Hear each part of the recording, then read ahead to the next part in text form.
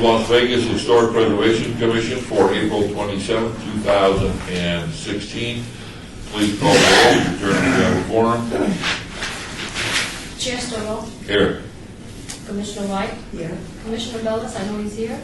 Seen him. Commissioner House. Here. Commissioner Pike. Here. Commissioner Arnold. Present. Commissioner Levine. Here. Commissioner Beck. Commissioner Hotchkiss. Commissioner Surface. Commissioner Cosgrove. Here. Commissioner Mooney. Here. Commissioner Livingston. Here. We are quorum. Great, thank you. Thank you. Item number 2, are we in compliance with the open meeting law? Yes, yeah. Do we need to wait for our attorney? Yes. Almost like Okay. Item number 3, I'll read this real slow. Public comment during this portion of the agenda must be limited to matters on the agenda for action. If you wish to be heard, please come to the microphone and give your name for the record. The amount of discussion, as well as the amount of time any single speaker is allowed, may be limited. The public is also welcome to make any comments as each item is being heard by the board. Would anybody like to address the board at this time? Hearing, seeing none. Item number 4, for possible action, approve the final minutes by reference to the regular meeting of March 23rd, 2016. Look for a motion. So moved. Do we have a second? Second. Discussion. Comments, changes. General public?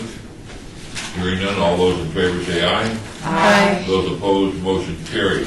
Item 5 is HBC 64163 for possible action regarding 2016 Historic Preservation and Archaeology Month event. Courtney?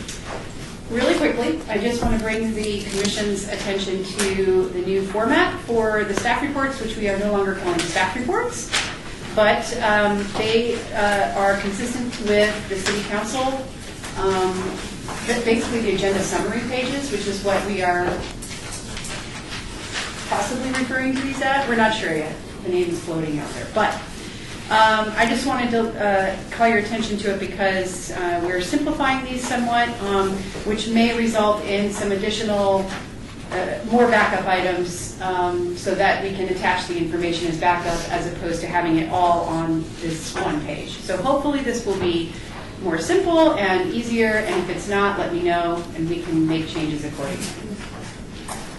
So. Questions or comments, thoughts? It Okay. sounds like a government thing where we're making it simple, but it'll have more. Yeah. Well, we kind of wanted this to be more of an at-a-glance kind of thing, with more information as backup. So hopefully this works. Okay, item 5. So, as approved by the Commission, the theme and activities for Historic Preservation and Archaeology Awareness Month 2016 will focus on the 50th anniversary of the National Historic Preservation Act. The History, Art, Culture mobile website, we will announce the completion of the mobile website in May via media release, and it will include a short history of the National Historic Preservation Act and its impact on the city of Las Vegas. And just today, I want to add that we're also going to be doing every day in May, the city will put on Twitter and Facebook and Instagram a really short blurb and an image of an historic property that's listed on the National Register, and we'll start that off with the media release that talks about why we're doing this and the importance of the act. And during after the awards, we will post the awardees. So every day in May, the city will be throwing something out into the world about our historic properties and our programs. The annual awards for excellence in historic preservation and the reading of the proclamation will happen on May 18th. Mayor Goodman and HPC Chair Stovall will read the proclamation and present the awards. And of course, Eldorado Days is May 14th on the downtown parade route. We've had, I think, 5 commissioners plus guests commit to that.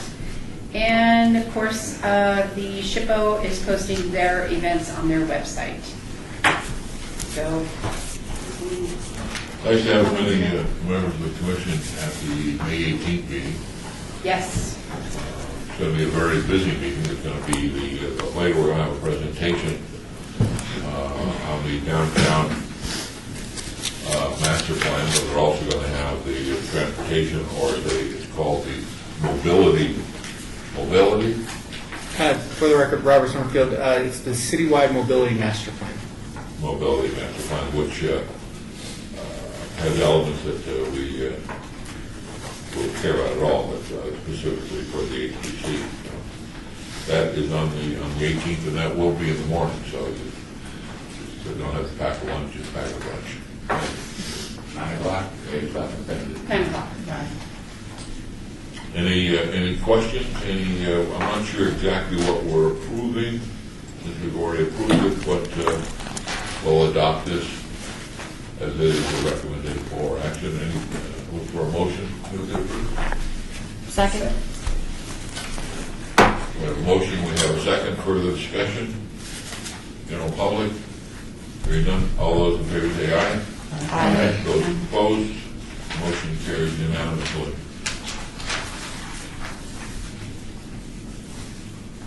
Item number 6, HPC 64164, possible action regarding 2016 Historic Preservation and Archaeology Month awards.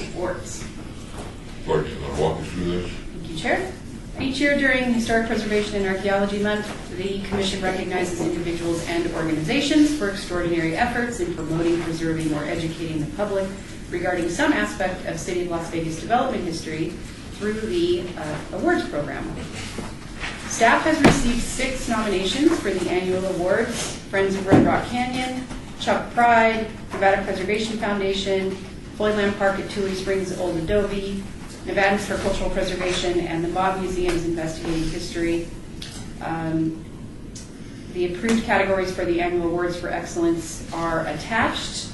Staff finds the Friends of Red Rock Canyon, Cultural Resource Team, Nevada Preservation Foundation, Floydland Park at Tule Springs Old Adobe, and Nevadans for Cultural Preservation and the Mob Museum program eligible for HBC awards. The commissioners are free to recommend other awardees at this meeting. Just real quick, there's 5 categories. The Dorothy Wright for the first year, Dorothy Wright Bricks and Mortar Award for individuals. Does anybody have a copy of the categories? They are at the last page of the backup. Great. So let's go around and see if there are any additional the steps that I would think that would be a good way to resolve this is see if there are any additional, and then talk about the various. Did we have more than one in each category? The mayor's office requested that we have 1 per category or no more than 5. Okay, does this part of the table like to fight the mayor and say we weren't told what we want to do? Okay, didn't hear it. So basically, at this point, we're looking at 1. I mean, we feel compelled, there's some strong reason that we would go to the mayor and say, in this category, we really felt there were 2, but as a rule, we'll look for 1 person or 1 group in each category. Any additional, Samantha, anything that you want to add to the list of applicants? No, but I do have to recuse myself from voting on the Nevadans for Cultural Preservation because I sit on their board. Okay. General?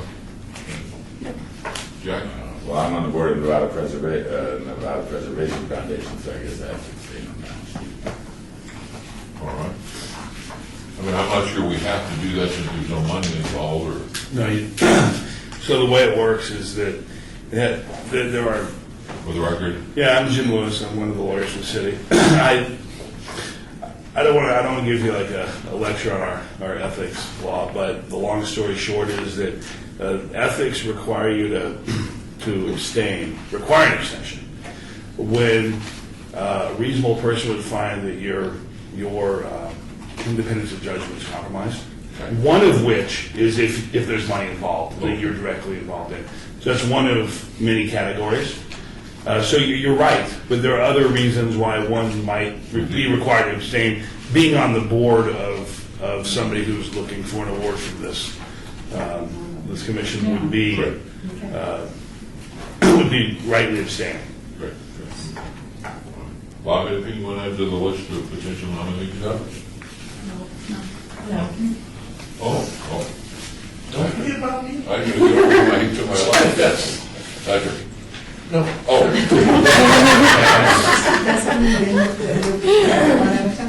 Well, I've got a couple I'd like to add. I think, I had the opportunity to be in Carson City a couple of weeks ago, and once again heard the testimony, passion of Mel Green, and his passion for preserving historic structures in the state of Nevada. I'd also had the opportunity to just pick up his new book, Building Codes for Existing and Historic Buildings. For a long time, from one end of the state to the other, Mel Green has certainly been, it's a commercial venture that he has, but he clearly puts in a lot of extra time and energy. He's been involved in several projects in Las Vegas, from La Concha to the 1933 Federal Building and Post Office, to most recently the Adobe, which was really a fantastic job that was done. Any other projects you can think of in North City? No more than what I, Let's see, the wrote them all down. You didn't have anything to do with the West Side School? No.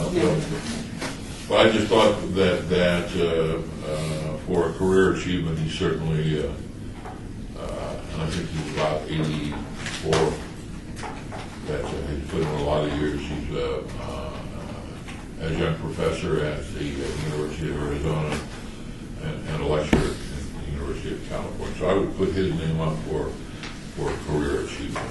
Is he a Las Vegas resident, or no. does that matter? No, it doesn't matter. Does it matter? No. Okay.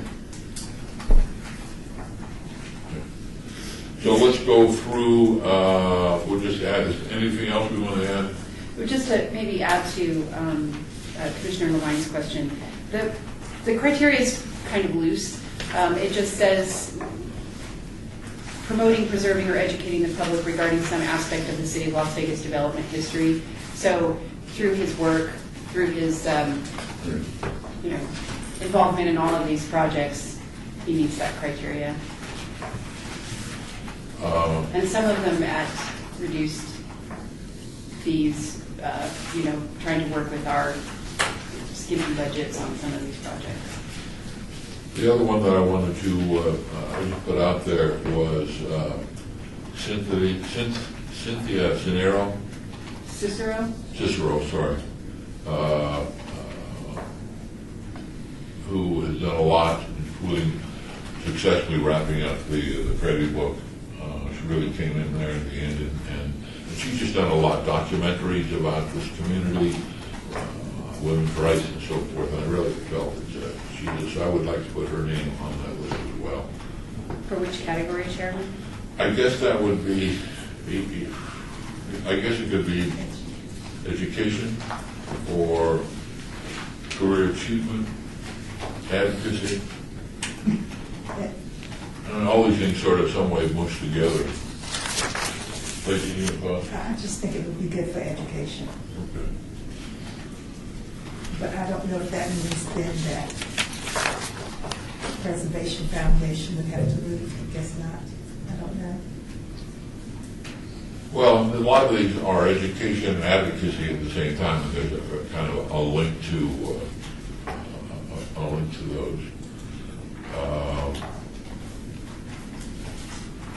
The preservation, where are we? Did we miss one? Oh, there it is, the cultural, that's clearly an advocacy, I would think, certainly for both of you. I guess to carry on to Jack's question, do the projects have to be within the city limits? I don't think we've defined that, but it was just a, I think we have given awards for projects that were not within the city limits in the past. generally related to Southern Nevada or Nevada. Yeah, well, for instance, Jim Marsh. We Okay. did give an award to Jim Marsh, who I don't know that he's restored anything in the city of Las Vegas, but he has all over Nevada. All right, so let's go down. Sandra, we're just going to start with you. Is there anything, anybody that you want to champion here, want to put up for discussion? I liked what the Mom Museum does. Is that what you're asking? Yeah. I think that their educational program is very well done, and I've gotten to see a little bit of it, and they are really working on trying to make sure that they can teach the history to those children. I can't say much more than that, but it's well run. Which, when you create an educational program, it can always be tough, but it actually works really well, and the kids all come out really happy. This first year they've done it? I'm not sure. I've only been talking with them for about 6 months, so. I think it's actually been going on for a while, because I know when I judge the History Day competition, students who do those topics always say they did like a night at the Mom Museum where they stayed overnight and got all kinds of like research. This one is for the one, I'm on the board, so I probably should be dealing with it. I won't be able to vote on this, but is this one that goes to the classrooms, or is this for the Mob Museum in general education? That's a good question. Are we talking Meow Museum or Mom Museum? Mom Museum. Mom. Mom. So are we limited here to the ones that we can vote? I don't understand what we're doing. Well, I'm trying to think of a Yeah. process that I thought we could go around and see if there's any individual members of the commission really had something they wanted to speak on. And then we would come back and see if there was a conflict, a duplication. Are you asking how many people can be awarded, or? How many of us can we present? Well, I think basically 2, 4, 5 in those categories. Well, we don't really have one for the student scholarship, so that it was really before. That's true. Yeah, yeah. So we can only No. The mayor said, I'm sorry to interrupt, Vice Chair White, the mayor said that there would be 5 total. There could be 5 total. So if you had 2 in one category, that would be fine. Oh, Okay. all right. Sandra, anything that you want to put up on the table? Any particular one? I think they're all worthy. Yeah. Jack? I'm good. Well, we have a total of 1, 2, 3, 4, 5, 6, 7. We have 8. Oh, Any that you don't feel that, we have to vote somebody off. Yes. Yeah, vote 3 off. We have 5 awards. well, let me do it another way. Let's do it this way. Okay, well, what if we do like, if we don't have anybody else for career achievement, so if we did Mel Green for career achievement, that would take 1 out. Mel or Cynthia, those are the 2 that we had there. Well, we can do 2 for education, we can do Cynthia, and either Nevada Preservation Foundation or the Mom Museum. All right, so let's keep going with what you had. We had Mel Green potentially for legacy. Well, let's start at the top of the list. Dorothy Wright, bricks and mortar. Who would we put in that category? There's only one, Which one? Old Zoe. 4. Floyd Lamb. Okay, bricks and mortar. Floyd Lamb. Preservation education. Sounds like there's Nevada, well, I gotta think, but I'd like to see Nevada Preservation here. have we ever given the Nevada Preservation? Here we did Yeah. last year. Last year, we did just last year? Yeah. Okay. Okay. Theoretically, they could get one every year because they're doing good stuff every year. Yeah. Yeah. And then, so how many do we have for the education? We've got, Cynthia Cicero, Mom Museum, and Nevada Preservation Foundation. okay, and then advocacy advocacy. Okay. Well, Cynthia could be on advocacy. So we could put Cynthia over here, but I also think that the Nevada for Cultural Preservation, they advocate pretty strong for Gold Butte. Isn't that the same group? Yeah, not directly, but they were advocating for the Antiquities Act because Congress was talking about shutting that whole idea down, and they went even to Washington D.C. to advocate. So, but they would still fit into the cultural advocacy. Yeah.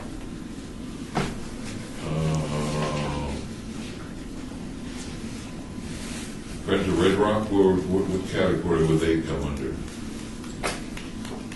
It could be education, it could be advocacy.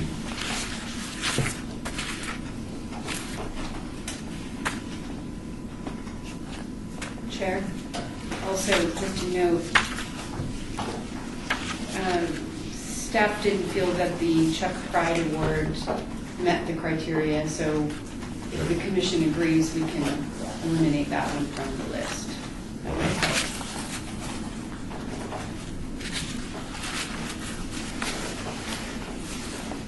So I guess our issue is education and career, and advocacy.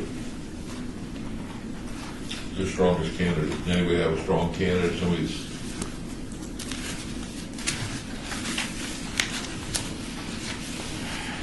Courtney, I have a question. Was the Mom Museum done in education before? I'm not sure. I don't think they have. Yeah. If Nevada Preservation Foundation won in that category last year, but the Mom Museum hasn't, I would tip the scale for the Mom Museum. Has the Mom Museum gotten an award from us? They have for the rehab, I believe. Yeah, but they didn't get anything last year though, Robin. No. I think it's been a couple of years. Because I agree with Samantha, what they're doing in education is an innovative good programming. And I believe that Nevada Preservation Foundation won for in the advocacy category as opposed to education. Oh, okay. So right now it sounds like Mom Museum is leading in the education category. Would anybody like to speak for one of the other, which would be Preservation Foundation or Cynthia? My only speaking is that if the people that are set up for, I understand they're doing good work, but if they've received a reward, would it not behoove us to look at those people that we put up who have never received an award? That to me would seem fair. I mean, if we put these names up and they're with the Mom Museum, then they're doing just as much work. I would rather see those who we've never presented an award with to receive an award. That's my 2 cents. Well, in that case, that would be Cynthia. Right. And you could argue individuals as opposed to Right. organizations that are doing it as businesses. Right, right. Yeah. Right. Okay, so let's assume, for the sake of discussion, Cynthia and who else then? This is going to be advocacy or for education? Education. Potentially we have 2 in the category. I'm thinking Cynthia at Mob Museum. Mel Green for career achievement, Boyd Lamp for bricks and mortar, and Nevada's for cultural preservation for advocacy. Is that 5? That's fine. That's a good thing. That's a good Yeah. question. Okay, so here's our, who can't vote on some of those? I can't vote on Nevadans for cultural preservation. And so what I'd like to do is go ahead and take these individually, then those of us that have to abstain on the various ones can abstain. So the first one would be, look for a motion to nominate or to name, give the award for career achievement to Mel Green. Do we have a second? Second. Further discussion, general public, board? All those in favor say aye. Aye. Those opposed, motion carries. For bricks and mortar, We're looking at the Boyd Land Park at Julie Springs, the old Adobe. Look for a motion. Move to approve for Dorothy Wright, bricks and mortar. Second. Second was Mary. Mary House. Further discussion? General public, commission, all those in favor say aye. Aye. Those opposed, motion carries. We have a nomination for, we have two in the category of education. We're going to take them one at a time. Cynthia? I move to approve for Cynthia Cicerone for education. What are the categories to abstain? Well, no, you would just abstain and just indicate your reason why. Are you on some board connected with her? Yes. What's that? We're on the, Women of Diversity Board together. Does that But matter? that's not related to the, It's not related to this, but No, certainly. So what, now it gets a little tricky now. So what you have to do is decide, whether or not that would, the fact that you're on a board with this person would affect your judgment, and whether a reasonable person would think that it would affect your judgment in any significant fashion. If you really want to vote. On these cases, I am more conservative, and I just advise you to I'll abstain. abstain. Okay. Okay, we have a motion, we have a second. Sorry. Further discussion? Record show that Quincy White abstained. All those in favor say aye. Aye. Motion carries. I'll let you take the second one, Vice Chair, and that's a vote in education for the Mott Museum. All abstained. Okay. So all in favor of the Mott Museum? Because I have a motion. I move to approve for the Mott Museum. Fantastic. Second. Who did the second? Jack. Jack, either one of us. Okay. All in favor? Aye. Unanimous. Okay. Let's go down to the next one, which is the category of advocacy. And the nominee is the Nevadans for Cultural Preservation. Any abstentions? I, Samantha Rubenson, abstain. Look for a motion. move to approve that. Second. We have a motion and a second. Further discussion? General public? Hearing none. All those in favor say aye. Those Chairman. opposed? Oh, No, Chairman, it's no big deal. I just, when you abstain, it's just, I abstain because, just remember the because part. okay. Okay. That's the most important part of the law, is the because.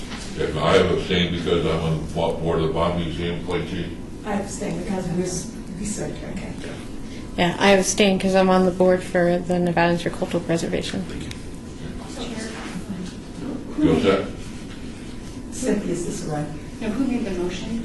The last one. I made that. Okay, thanks. And the second was? That's fine. Me. Okay. Thank you. Did we vote? Yes. All right. Nice job. I think we have some solid, be nice if we could, we've got $1,000 sitting on the table. That's a nice piece of change for a student scholarship. And that could be from high school to the university level, correct?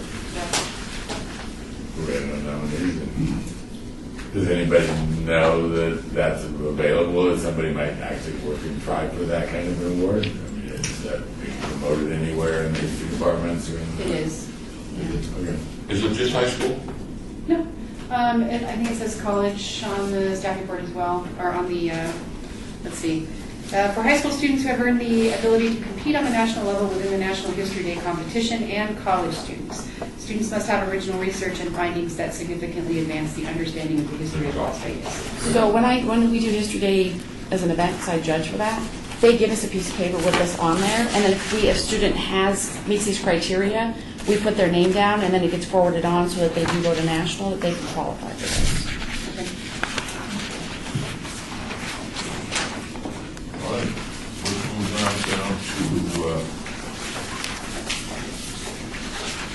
item 7. report by the Department of Planning regarding administrative approval for a building permit to replace an existing side wood fence along a portion of the east perimeter with a new 6-foot wall fence at 16615 Park for sale. The Historic Preservation Officer administratively approved an application for a building permit to replace an existing fence at 615 Park Paseo, a contributing resource within the John S. Park Neighborhood Historic District. The existing wood fence was approximately 4 feet tall and will be replaced with a similar style 6-foot tall fence. The proposed replacement meets the City of Las Vegas Unified Development Code requirements and is not considered incompatible with the historic architecture of the building or the district.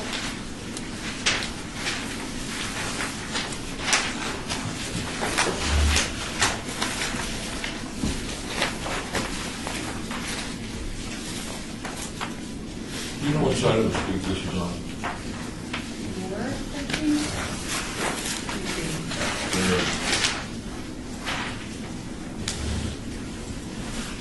Is that on our side? No, it's on the north side.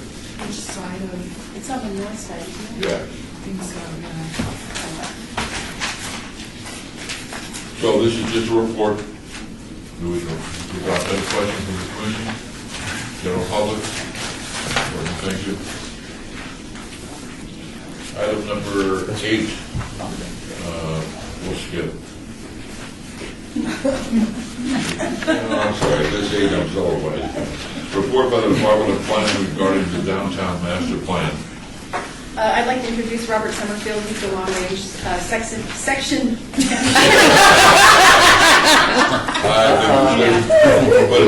I know. Write that down. You can skip that. In the planning department. And he will be doing the presentation on the downtown master plan for you. Good afternoon, Chairman, members of the Commission. I'm just going to give a real quick update on where we're at with the downtown master plan. This is in anticipation of City Council considering the master plan for adoption at their May 18th meeting. So we've done quite a bit of work on this plan. What I want to make sure that everyone is aware of going into this presentation and even going into May 18th is May 18th doesn't mean that the plan is closed, we're going to put it on the shelf and not make any updates. It's meant to be a dynamic plan. While it envisions a 30-year planning horizon, it is really meant to be a living document. So, for instance, and I'll get into this a little bit later, but we already anticipate our first update happening towards the middle end of this summer because we've got to do some stuff with the Downtown Centennial Plan in order to make the master plan work. So I just want to kind of preface that if there's something, if you've reviewed the document or if after this meeting you want to go take a look at the 90% draft that's available online, or even after the 18th you take a look at it and you're like, really, I'm not sure why we did this, and it's something that we need to look at further and maybe make an adjustment to, we can do that. This is not a locked-in-stone concept. All right, so with that, I want to kind of just remind everyone the diverse team that's been involved with this planning effort. We've got an internationally known architectural design and planning firm in what is now Clareson RTKL. When we started this process almost 2 years ago, it was just RTKL, a subsidiary of, I can't remember what they're a subsidiary of, but another global consultancy. But we also, so we have that international and especially national piece that comes into play with RTKL and their team, but we also have locally, we have Price Foley Warren, who has done a tremendous job helping us with our public outreach efforts. We have Kimberly Horn and Associates that's helped out with the transportation planning and connected quite a bit of the work for our national transportation consultant, which is Spear and Piers Transportation, but making sure that they understand how the transportation system has evolved here in the southern Nevada, and particularly the city of Las Vegas and downtown. Additionally, one other local consultant that I want to kind of just highlight here, Kubat Consulting. That is Chuck Kubat, who actually was an instrumental member of the team that put together from Design Workshop back several years ago now, obviously, the Symphony Park Plan. And actually was a large contributor working with Howard Hughes in some of the original Summerlin stuff.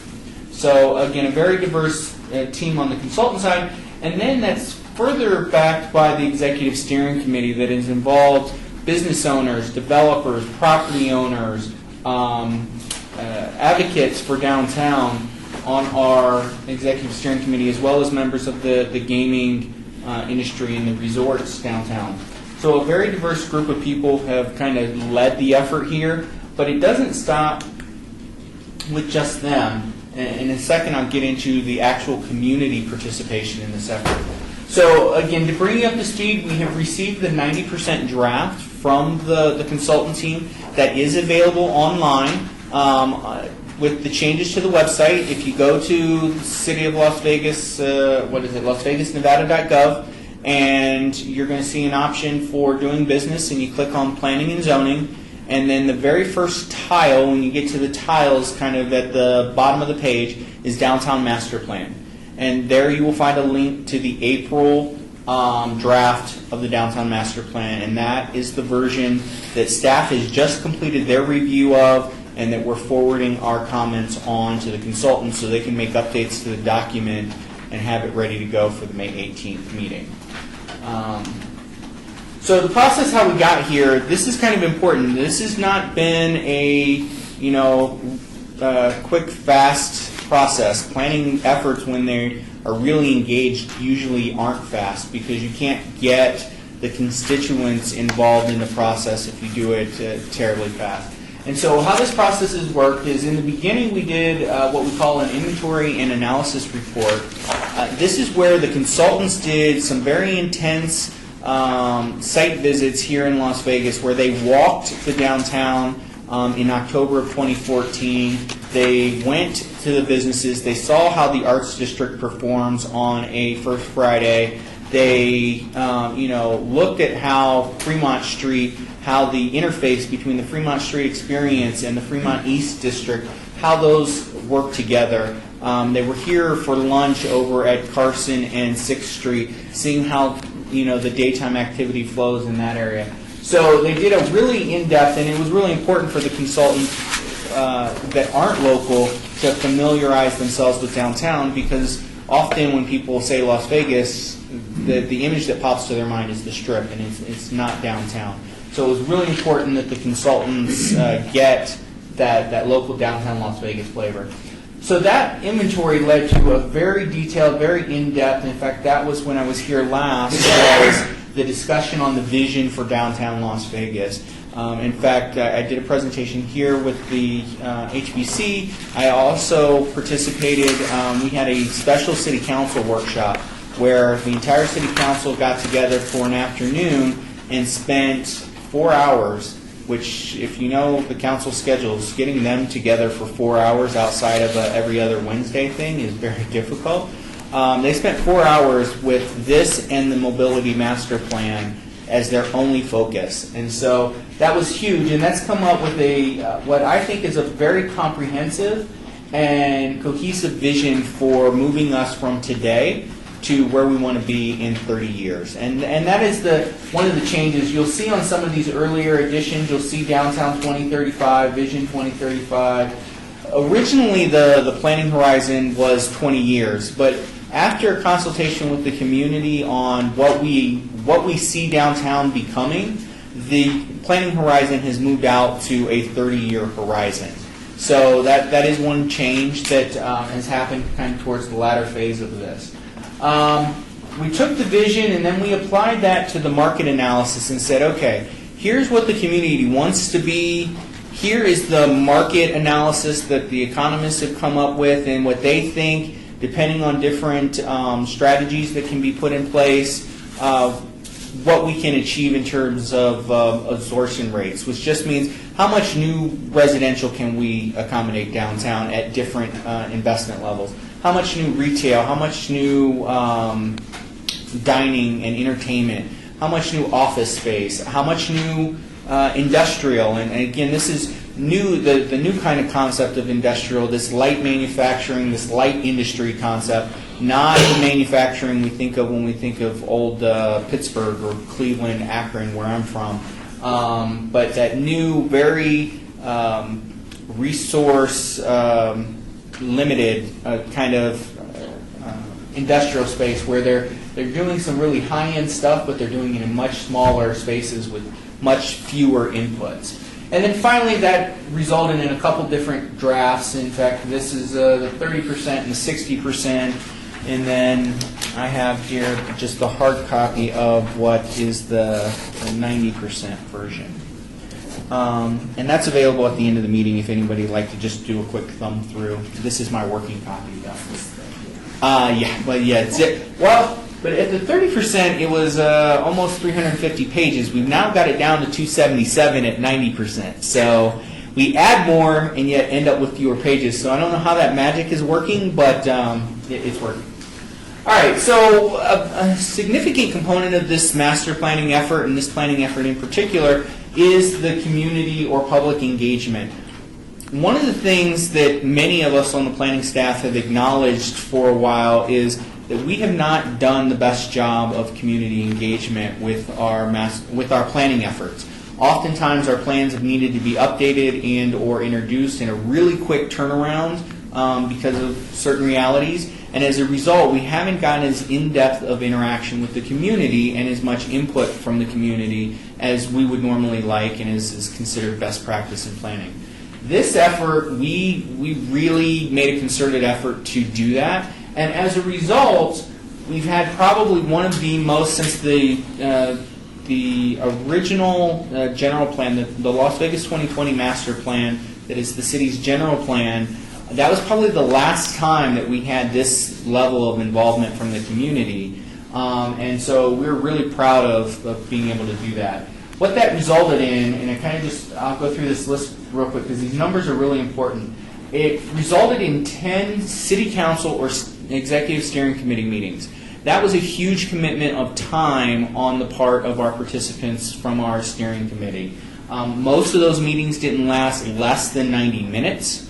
So we're talking 90 minutes to 2-hour meetings at minimum on this for people who have day jobs and have significant day jobs in some cases. 2,400 people participated in our outreach efforts.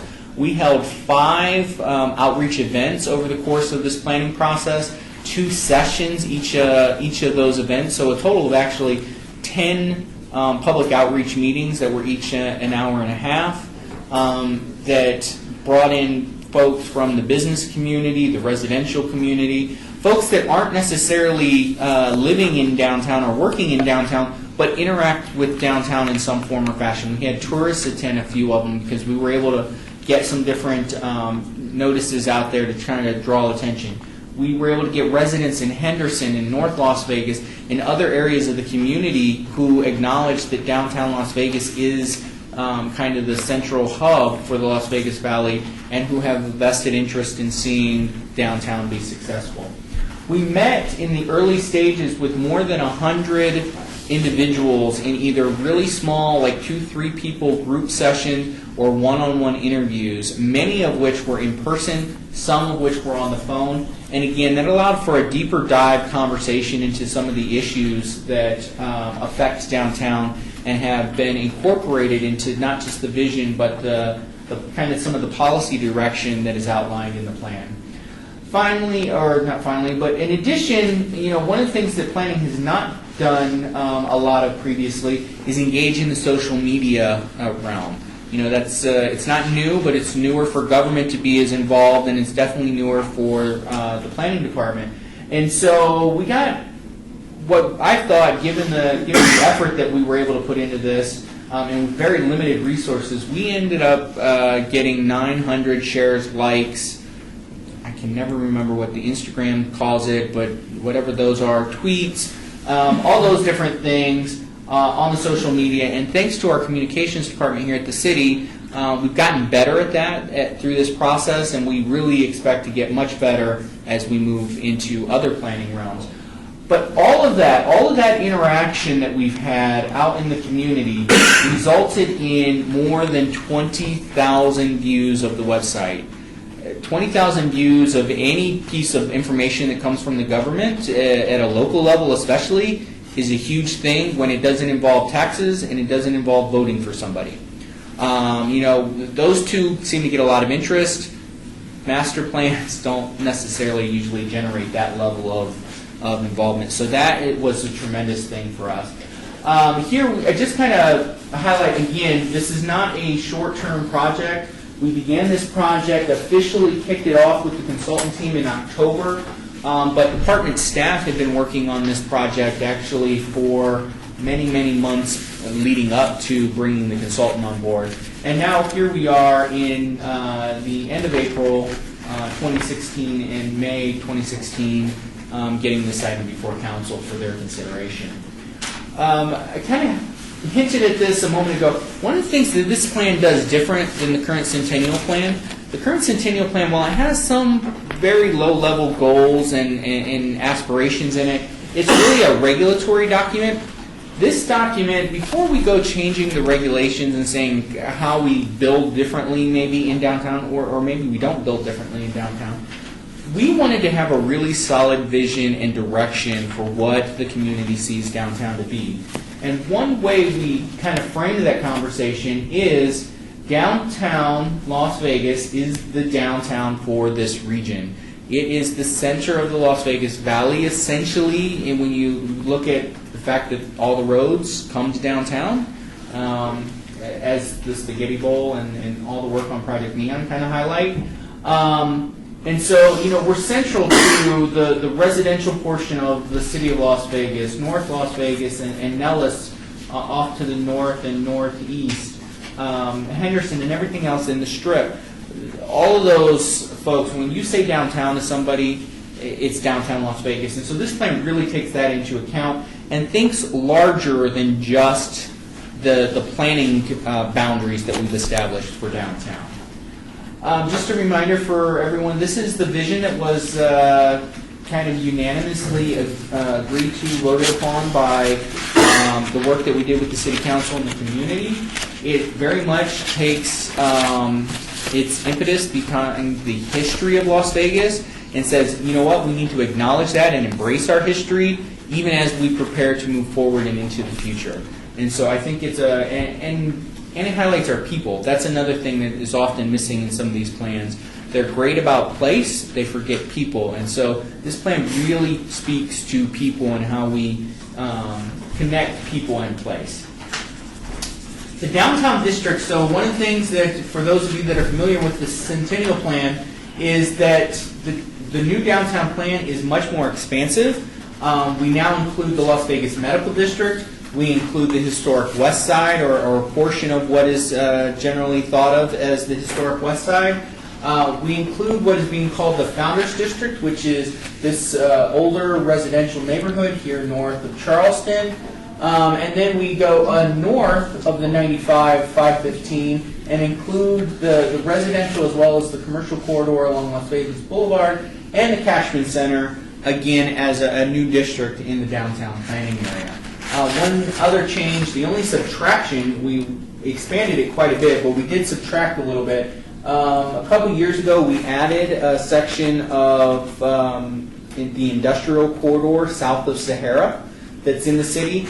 Unfortunately, many people don't recognize that as being in the city, and so it seemed to confuse people. And so we received some direction from the Ward 1 office that said, you know what, let's go ahead and take that back out since we're adding so much other area that is more thought of as downtown into the plan, and we'll reevaluate in future years whether or not there's a reason to bring that back. And so we've done that, and we're kind of monitoring what it means to that southern section to be out of the planning area. Yes, ma'am. Question. I'm sorry, I'm through you, looking Chair. at the little hyphenated lines here. Yes, ma'am. Where does it expand to? Is that big circle on the outside, is that where it expand to, or is it just showing a little circle? Okay, so on the map, and hopefully on the copies this is viewable, So all of these different colored areas are the districts. So the areas that we expanded to are the Las Vegas Medical District, the Historic West Side District, the Cashman District, and the Founders District. And I guess my question again, is it the inner circle or does it go to the Those house? circles are just radiuses. They're just radius. They're just Okay. radiuses. They're there as informational Okay. pieces. So now I go to how much is the dotted lines then? So this outer dotted line is what we call the sphere of influence. It's not in the planning area. It is in, it's the kind of, the area that combines to create influences on the planning area. So again, this plan is not looking just at the geography that we've said is downtown. It's looking at those neighboring areas and saying, how does the downtown area interface with its neighbors, essentially? Which, Through you, Chair. Yeah, question? right, yeah, which brings up the whole area of the Hunt Ridge, the John S. Park area, the neighborhoods, the below the blue that aren't colored, but within the 2 mile circus, which has a huge impact, because that's actually where your biggest residential base is at the moment. Okay, and houses that aren't going away. And I don't know why that isn't considered a district as well, and I argued for that at all the different community meetings that I went to. So, So this just brought it up again.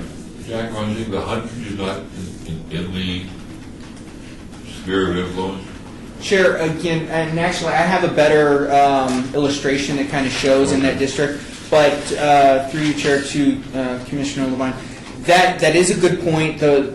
One of the issues is at some point you do have to create a boundary, and unfortunately, that southern section there is in the area of influence, and so it is conceptualized in the plan for its influence on the downtown and the downtown's influence on it, but we're not specifically changing the plan for that area. And there's good reason for that. Those are neighborhoods that aren't really in transition, that are very established, and we anticipate they're going to remain residential neighborhoods going forward. And so this plan is also partly a redevelopment tool. And so while we see there's areas and pockets in the Founders District where those neighborhoods are very established and we don't anticipate changes with those pockets, in the larger sense, there is opportunities for redevelopment here. But these residential neighborhoods, they're in the area of influence because they're huge contributors to what it means to be in the downtown in general environment, but they are not anticipated to see turnover and start to see, single-family homes converting to office or converting over to, scraping the dirt and putting 3-plexes or 4-plexes and densifying. Now, that's not quite true along the Maryland Parkway corridor, where we've obviously already seen conversions of single-family homes into offices and businesses, but we're going to tackle that as a part of our efforts with an overlay district that we're working on in conjunction with the work that the county is doing in anticipation of the Maryland light rail line. So your point is well made, and we are taking that into the thought process. Consider this a loaded question in the sense that, sort of following up what Jack has said, the purple and the blue, you're suggesting that those are not neighborhoods in transition, or they are in transition. And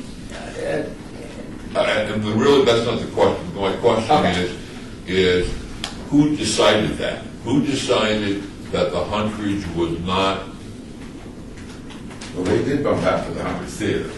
Okay, Yeah, but I'm looking at the beige color. There's a lot of Jonas Park. yeah. Jonas Park neighborhood, the Hunt Ridge Homes neighborhood is where we're Right.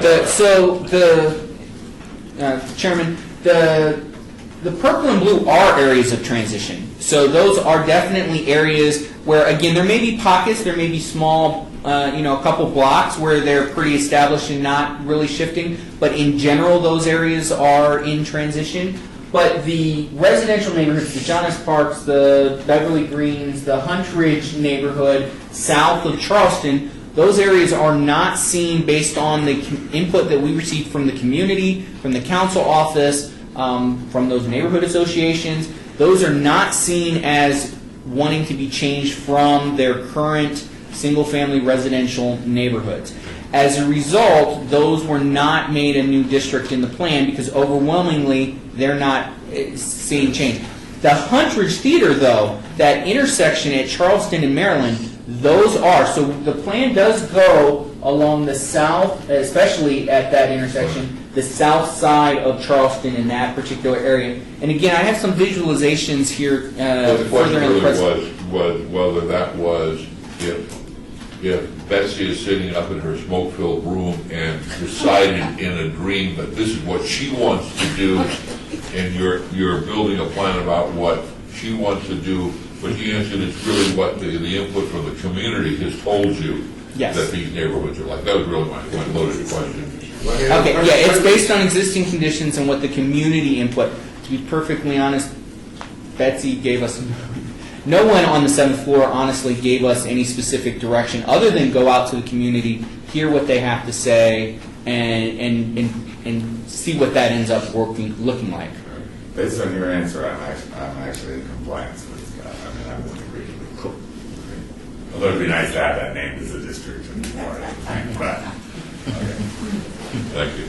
Okay, all right, so this next one this is the central premise, if you would, of this planning effort, what it's resulted in, this transit hub concept. So the plan is based on being more strategic with our investments going forward and making those investments where we're already seeing a significant amount of public and private investment occurring.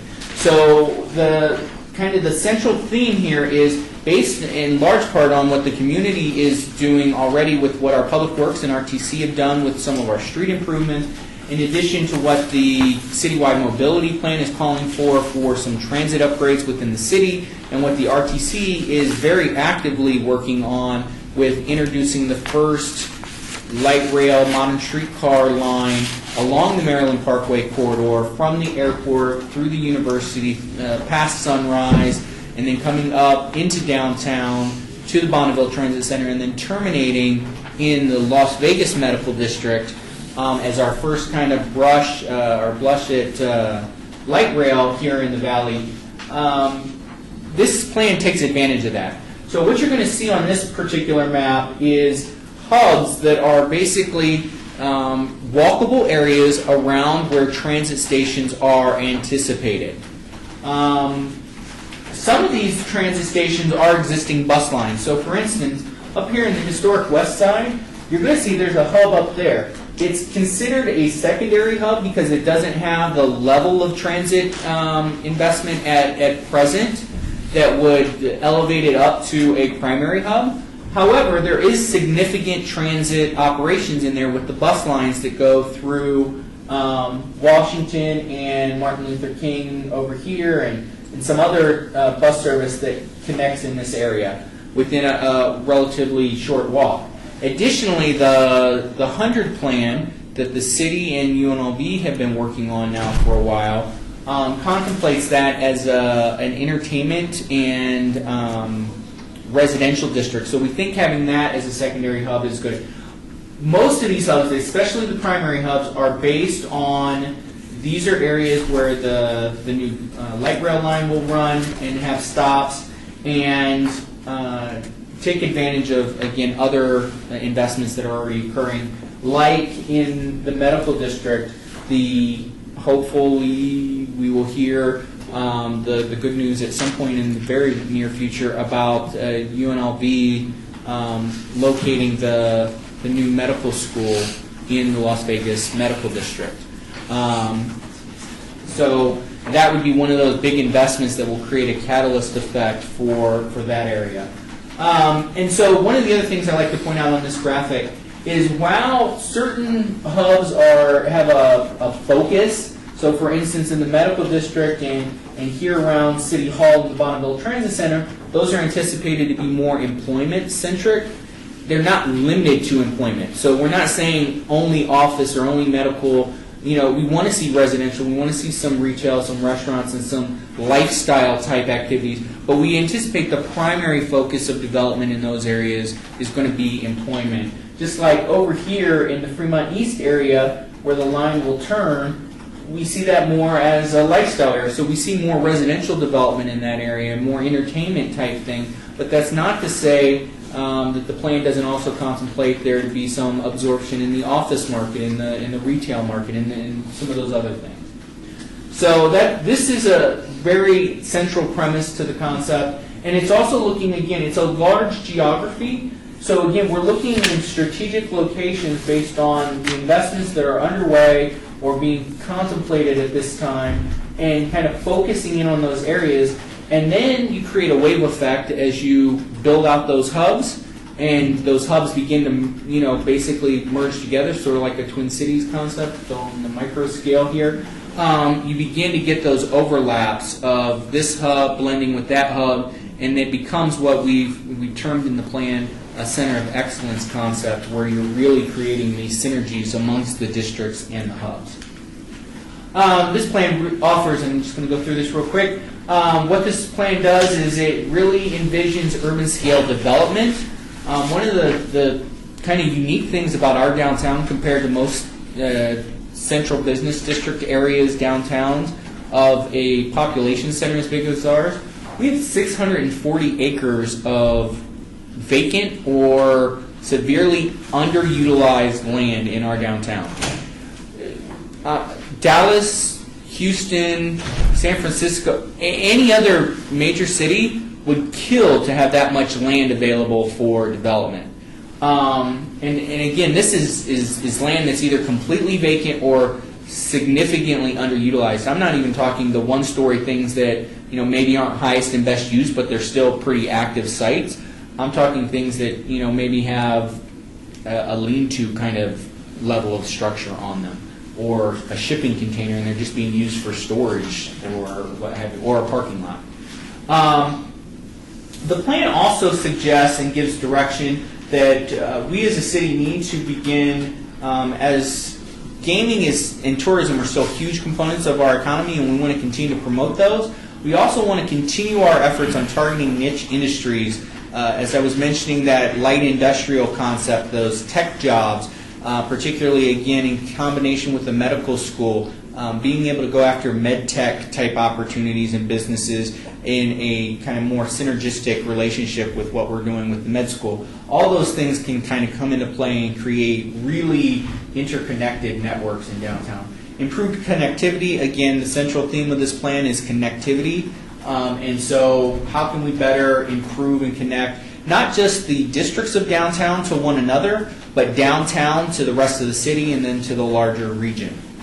And then, again, the cluster of mixed uses, in order to get that urban vibrancy that a lot of people comment on when they visit other cities and other communities in not only in the U.S. but elsewhere, we really need to focus on this mixed use concept and not have just one of the in my personal opinion, one of the only kind of downfalls or drawbacks of the entertainment district that we have on the east side of Las Vegas Boulevard at Fremont is there's not a lot of residential there to help feed those restaurants and those activities when we have the slow periods in our tourism stuff.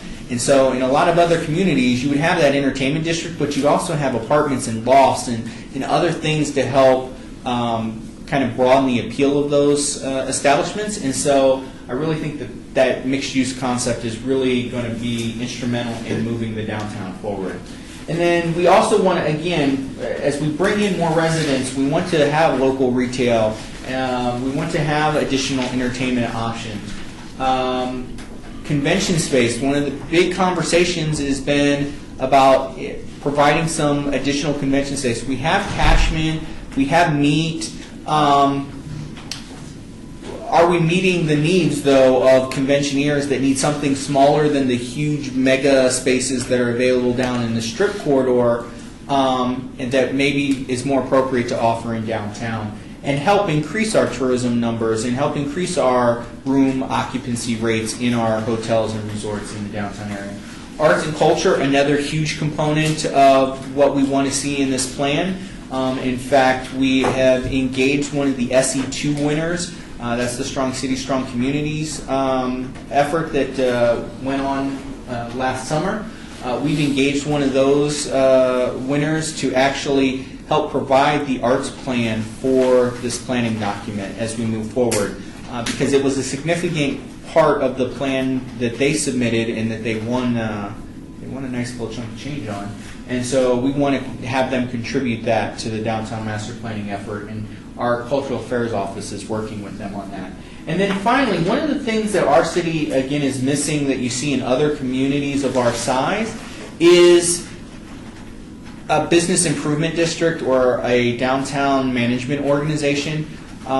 One of the things, particularly here in the West, that we realize is government cannot do it all and shouldn't do it all. And so organizing our business community and our property owners into downtown, into thinking about what are those things that either aren't being provided or maybe the city is doing but maybe not doing as good of a job as maybe a private attempt could do. Getting them together to maybe self-organize a little bit, not too dissimilar to what the folks like the Fremont Street Experience have done, or even the FEED, the Fremont East Entertainment Board have done, but maybe on a larger scale. And particularly one of those areas that we are looking really closely at the feasibility of a business improvement district or bid is in the Arts District, where they have a neighborhood association, but in order to take that district to the next level, they kind of need a little bit stronger organization, and they need a way to fund some of their projects and initiatives. This just gives you kind of a sample. Again, this document is vision and policy guidance, so it's very visual. It very much describes what could be in 30 years from now, what some of these areas could look like. It's not saying that a particular building or particular type of building needs to go in any particular place. It's saying, given the focus of the Arts District, you can create a very diverse community where you have some residential, you created maybe a new museum in that space or community arts facility. But it's not dictating anything. It's really creating some visualization to help people understand what the vision could achieve for downtown. And so one of these that I blow up, to Commissioner Levine's point, is what is the Founders District. And so just a little orientation. We have the Circle Park over here. This is Maryland Parkway. This is Charleston. One of the things I want to point out, because there was some concern in some of the earlier imagery that was being produced for the plan, that we were not taking adequate attention to our historic assets. And so one of the things I like to point out that they've done in this visualization is they've made it quite clear that the Huntridge Theater is still a historic resource, is still a very important component in the community, and particularly in this district. But that there's a lot of opportunity on that site to build that up. And to be honest, if we build that up, particularly at this intersection where the citywide mobility master plan is calling for Charleston to be upgraded to a light rail line between all the way from Nellis and that area on the east side, all the way out to potentially the 215 in the downtown Summerlin area. This, as a transit hub, as you build up these other components, it makes the viability of the Huntridge Theater to actually become something where, unfortunately, it has sat, in its current state for way too long. I think it makes that more viable and much more of interest to people. And then one of the other things I like to point out, too, is this is really contemplating the density towards Charleston while buffering and keeping some context to these neighborhoods that are south of it. And that's another important component. Again, that interface between the densification of the right areas in these transit hubs to the context of those existing neighborhoods is a very important component. This matrix just really gives you a quick kind of summary of some of the things that the consultant team is suggesting that we want to consider to help achieve this vision and some of these aggressive goals for development. So they talk about things like adopt a form-based code. So look at that as our new regulatory framework for downtown. They talk about things like, again, focus and incentives on the transit hubs. So instead of making some of our RDA funding, or at least at the current level, available anywhere in the RDA, maybe if you're going to build in the transit hub, there's a bonus or multiplier on what you can ask for on a TIF rebate or whatever the case may be. One of their things, and because this would be staffing in my section, I kind of like it, is having a devoted downtown planning team.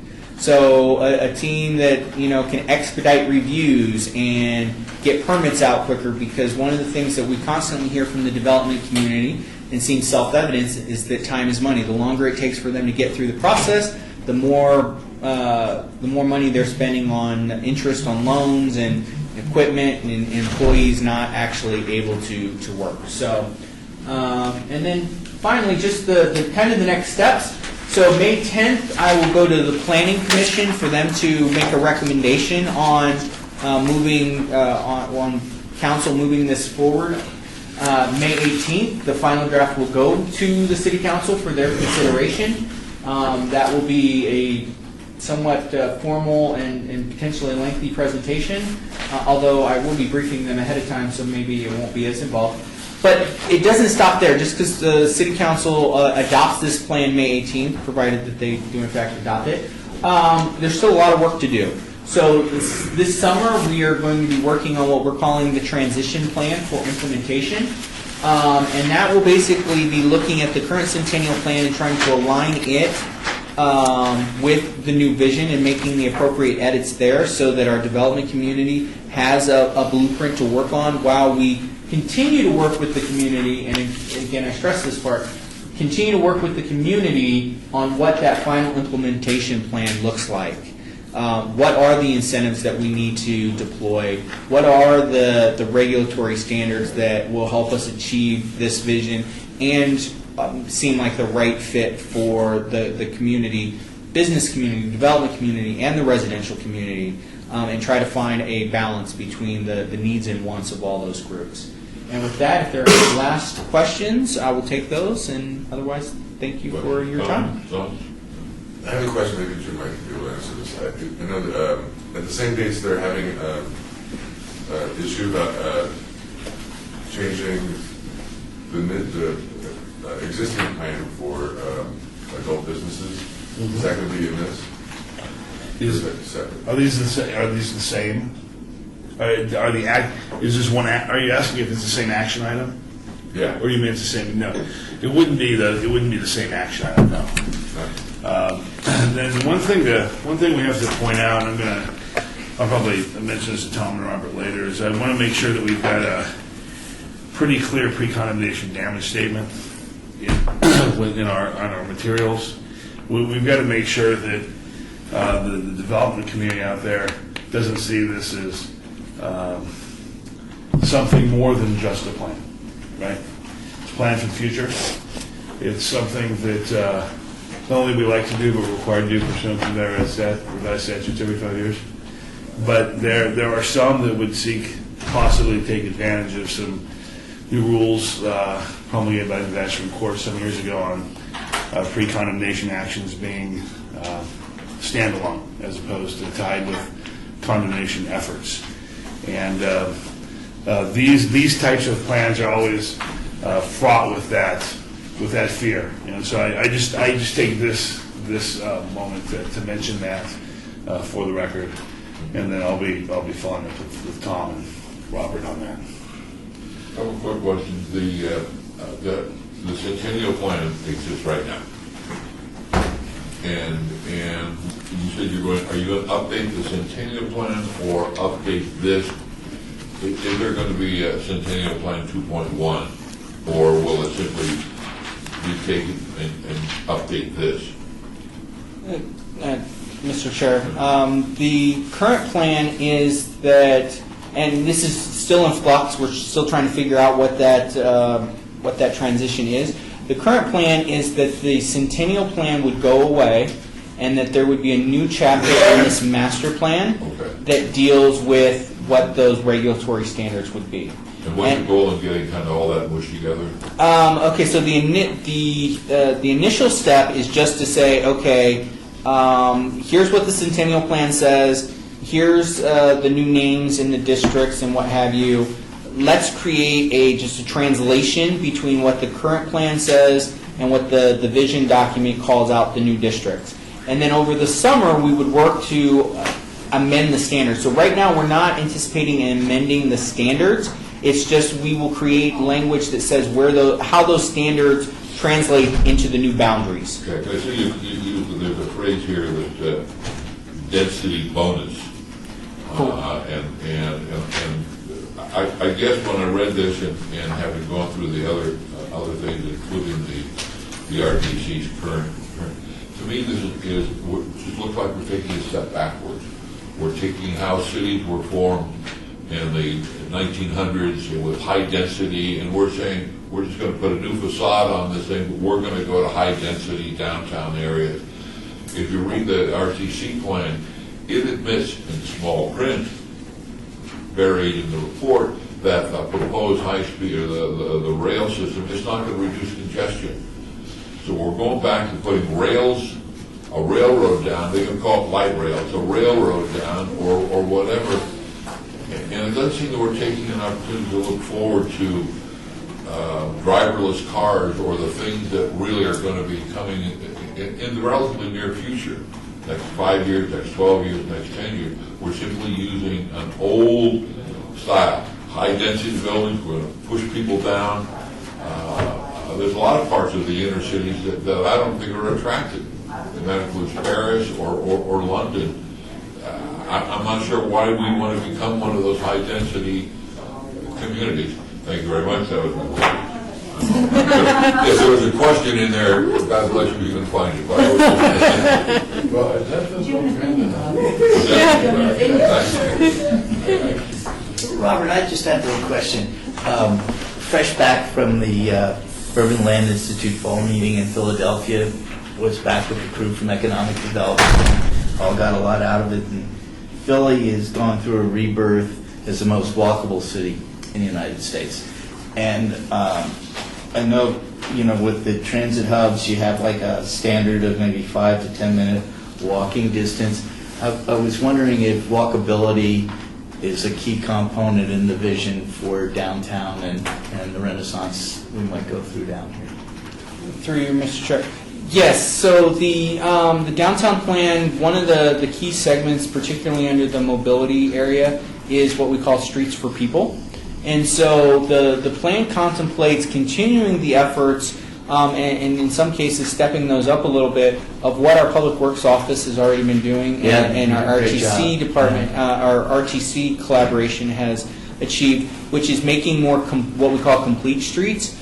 The way the plan contemplates it, though, is it's a recognition that not all streets are created equal, and there are some streets that, because of congestion concerns, will be will remain auto-oriented, but can be upgraded to be more accommodating for other modes of transportation.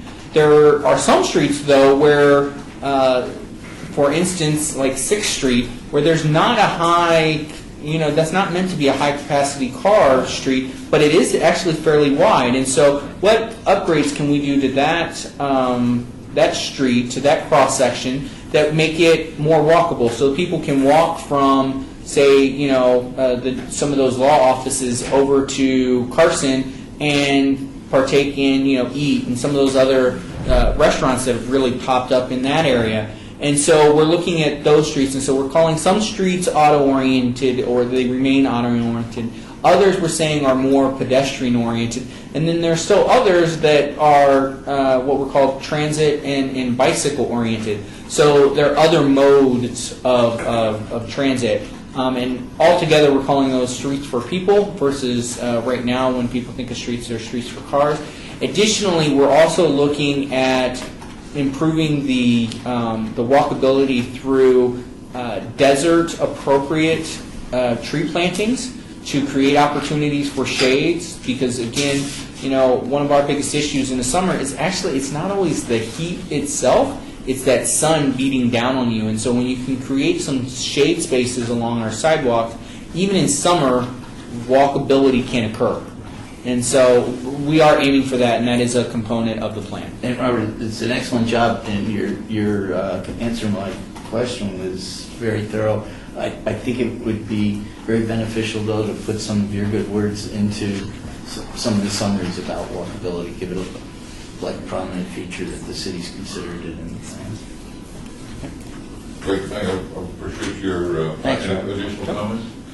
No, great. Thank you very much, very helpful, very informative. Real quick, the presentation that's sent to the city council on May 18th, is that a morning issue, is that an afternoon issue, do you know? It will be in the morning. It'll be in the morning. So we went for the board presentation, we can stay around for this without. Yep. Okay. I can't say how quickly in the morning it will go because there are a few things going on the May 18th morning agenda. So I don't know yet where this falls into that, but it will be part of the morning agenda. Item number 9, we provide the Department of Planning regarding the development of a mobile application for historic, cultural, and public sites. The City of Las Vegas has contracted with Nevada Preservation Foundation to conduct the research, compile existing content, and add new content for the creation of the History, Art, and Culture website. The city's Information Technology Department has begun working on the revisions of the existing interactive map template to accommodate the new content. The project deadline for the draft is May 9th, after which all content will be reviewed by the Commission at the May 2016 meeting prior to the Comments, thoughts, questions? I think it's really exciting. Yeah. Great. That's great. Okay.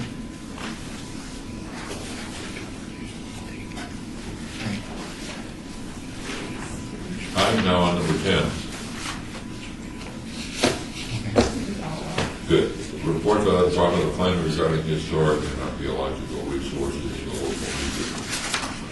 A quick update. So during the last month's HPC meeting, staff was asked to inquire whether or not the articles that are included with this report and their links could be posted on the city's website. And the city has just launched their new website, and I hope that you all have had a chance to take a look at it. Is that one with the sugar on? The what? Sugar on? Yes. Okay. The new format no longer has the live news feed that was seen on the previous home screen. So instead, the city has created a latest news page within the new website with an email address, socialmedia@lasvegasnevada.gov. And staff and HBC members may send article links to this address for possible publication on any of the city's social media sites, including Twitter and Facebook.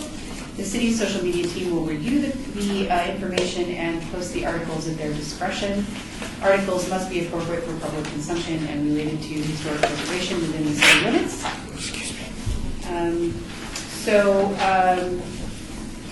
Well, really, it's just within the city limits as opposed to worldview or something. Correct. Okay. So commissioners can go ahead and send links to that email. But we will also send links to all of the links that are for the articles that we provide as backup for this. We will send to them as well. So if there's anything in addition to that, please feel free to send it. Questions, comments?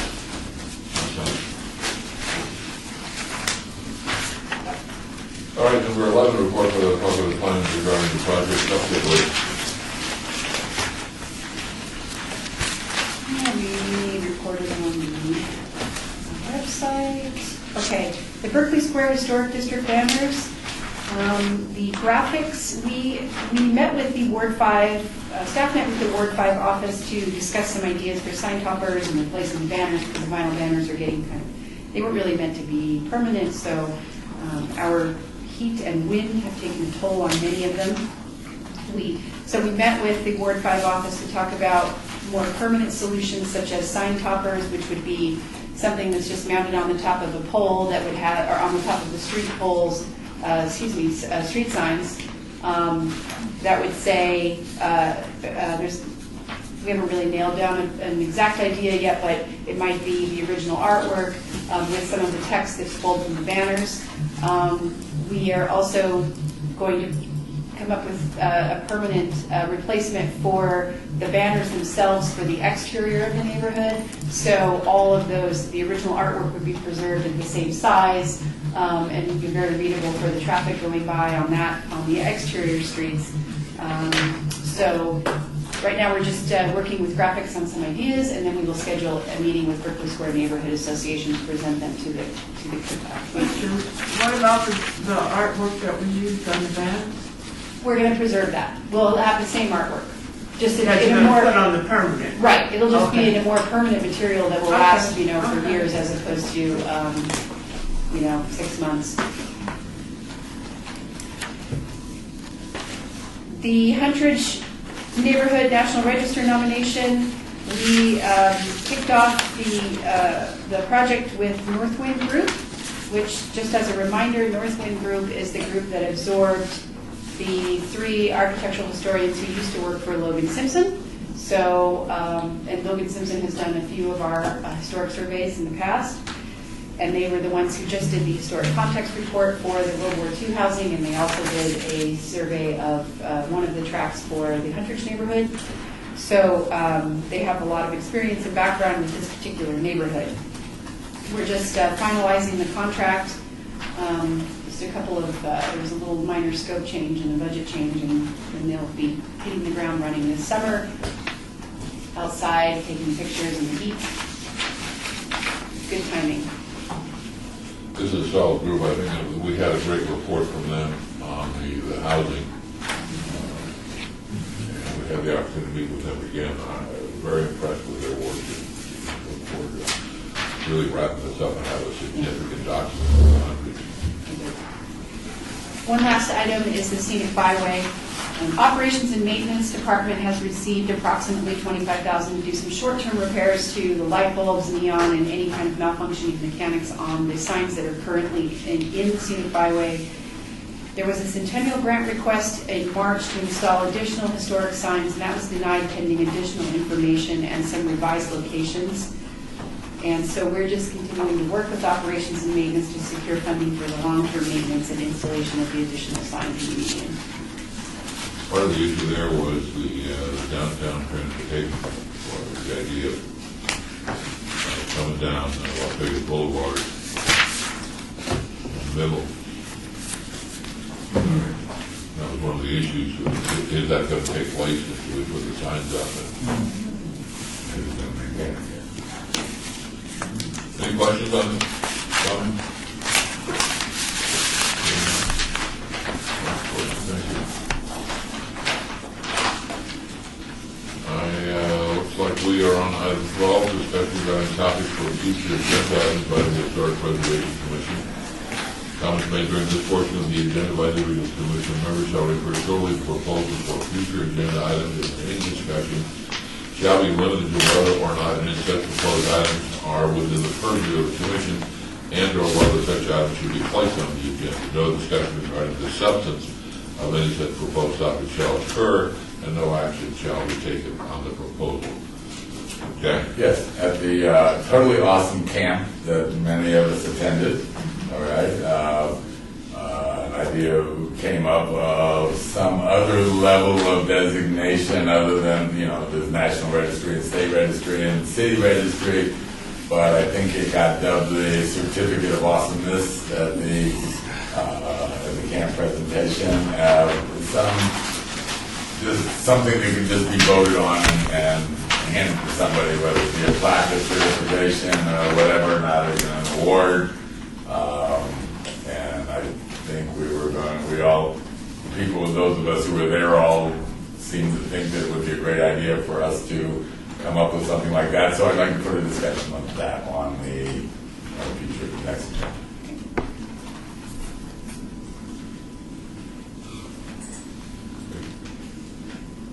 Any other things on the next agenda that we'd like? I guess there'll be a couple things that were on the next May. Is it June? Item 13, citizen participation. Public comment during this portion of the agenda must be limited to matters within the jurisdiction of the board. No subject may be acted upon by the board unless that subject is on the agenda and is scheduled for action. If you wish to be heard, give your name for the record. The amount of discussion on a single subject as well as the amount of time any speaker is allowed may be limited. Would anybody like to say something? Yes, I would. Please. My name is Ron Ripp. I live in the John S. Park neighborhood, and I was invited by Bob to attend today. And I actually thought I was going to talk about something else, but after I heard the planning presentation, I had a question for you. These planning things will be adopted, and then they will become part of laws that will address building and everything in the downtown area? Through you, Chairman. Okay, so this is a vision document. So it will create some direction for staff in the creation of regulations, but these will not be regulations at this point. That's the next phase. So once council adopts this document, we will begin working over the summer with the community again on what the appropriate regulations would be. And some of those regulations may involve standards for, currently our Centennial Plan requires certain facade treatments for new construction. And so we may continue that, or if in discussion with the community we find that those facade treatments maybe aren't appropriate to continue on and maybe something different is more appropriate, then we would be offering other suggestions. At which point I expect in late fall or early winter for those regulations to work themselves through the public hearing process, through Planning Commission, and then eventually go to City Council for them to consider an ordinance to adopt those. This at this point would not be law. It would be council adopting either a resolution saying that they support this vision, or even just adopting the plan as such. And again, it just is a vision and policy document at this point. And with that in mind, I think I have the same concern that Jack Levine did, and I appreciate the effort that goes into this. I worked in architecture for years. I've lived in the John S. Park neighborhood since 1987. I know all the work that it takes to make any committee create anything.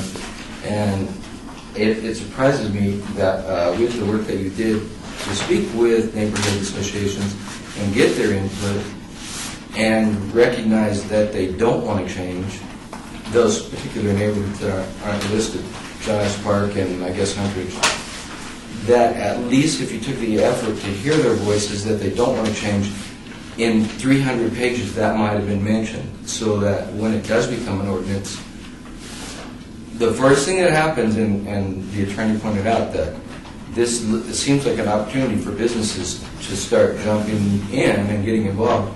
The perimeters of our neighborhoods become affected, and we fought that from the beginning with the Titanic project, with expansion of the bookstores, with Olympic Gardens, that our wish to maintain our integrity as a neighborhood should at least be addressed or mentioned, and we get identified on the map in a plan that's called downtown.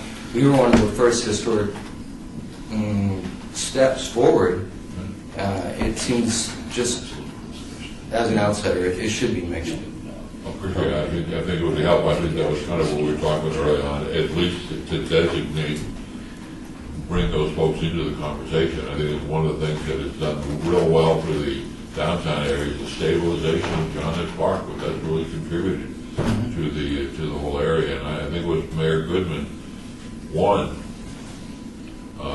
who recognized that it's important to have a residential area in the downtown hub or so forth. So, and it's an ongoing struggle that a lot of people that work, and I got time off so I can come to a meeting like this, they don't get that opportunity. All of a sudden they find out one day that someone's tearing down something behind their home and something's taller going up. They don't. So if that was at least mentioned that, yeah, we've been talked to, and we want to, if this becomes part of the furthering of the laws and codes, that those get strengthened, that you've done this research, and we want to stay as a neighborhood you pointed out very, very clearly that the areas within those circles are areas of influence that direct what's in the plan. Inversely, what happens in the plan is going to affect areas around it, and we're going to become the little house in Up that's surrounded by businesses, and we're the last little house standing if everything's allowed to just go up in our backyard and things like that. Well, none of this is being done in the void. One of the things that was on our agenda was the approval of the Huntridge, the last step, which is right behind John S. Park. So we've done a survey now of all of them. We'll be doing a survey of all the Huntridge areas, or is there one left? A windshield survey will be conducted of the entire, all 5 tracks of the Huntridge neighborhood. So the goal is to get that neighborhood as well stable. I mean, it is stable, but so you're not going to be left there as one little pocket. Did you want to add anything to this? No, I'm going to pass. I guess that all I would say is that from a very academic perspective, the plan, if it was adopted as one of our comprehensive plans, would obviously help direct and shape what our city looks like for years to come, right? Our zoning, but it is our zoning code itself that are the regulations that permit people to take action or prohibit action, and that's what I would suggest that you pay closest attention to. Make sure that you have your email address with the clerk so you get all of our agendas, right? You probably already do. Yeah. You can look at our planning commission and city council agendas and see what things are coming forward. The one legal ramification of an adopted comprehensive plan is that when we look at zone amendments, zone district amendments, they have to conform to the master plan, right? To the comprehensive plan. So it does shape what our city looks like for years to come. So that's all I'll really say. I just want to make sure that we don't infer too much about what this document can actually do. That's all. Thank you for your comment. Appreciate it. Jack? Speaking as a member of the public, Nevada Preservation Foundation's Homes of History Tour, May 8th. There's only about 40 tickets left if you're wanting to come. Do that. But there's also a pub crawl Saturday night through the Arts District, and there's lots of events at NevadaPreservation.org. Give you advance warning. The Flamingo Club, which is the downtown neighborhood cocktail party, which happens usually on the last Saturday of every month, unless the holiday interferes. May 21 is at my house. I'm inviting the entire commission. Please join us. Clay T was there 2 years ago, and we'd love to have you on. Thank you. Look for motion to adjourn. So moved. Yeah. Second. All those in favor say aye. Those opposed, motion carries. Courtney.